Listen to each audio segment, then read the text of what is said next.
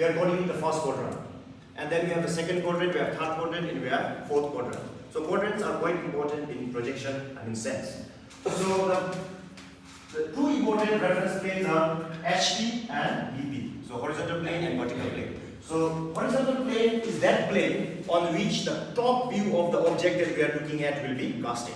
So for example, okay, this will highlight everything about your project, but in high level. That means not very deep. Next document that you get our organization is the business. Not miss details when you are trying to summarize everything. Maybe in the first slide you are about LOs, right? Learning objectives, and then when you are delivering your lecture, either in the form of activities or by delivering a lecture, you will try to. Please pay attention. Sorry. You will try to meet those objectives, right? Or try to fulfill the objectives in the form of lecture by assigning some particular or specific activities. And it should be explicitly described, or yes, it should explicitly describe the performance level. For example, good, very good, excellent, satisfactory, unsatisfactory.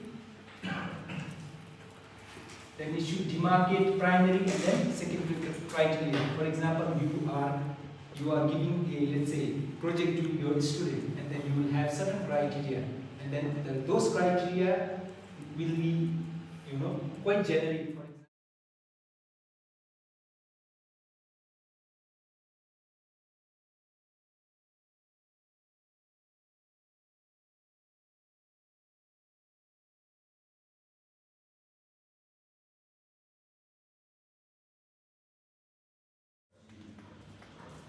For example, So at each station I have to This also true. From my understanding, because in the classrooms, the thing with us is that they try to share maybe there is the fear that we, as a student, even myself, my high school, even at college, educational philosophy we have discussed, constructivism and constructionism. So, after John Dewey. So, in this approach, as we have discussed in this educational philosophies, in Hattusa's class. The approach of this learning center is active learning. So, students are As a classroom means. Community and as a classroom is a teaching approach which as a classroom means. Community and as a classroom is a teaching approach which because in the classrooms, the thing with us is that they try to share maybe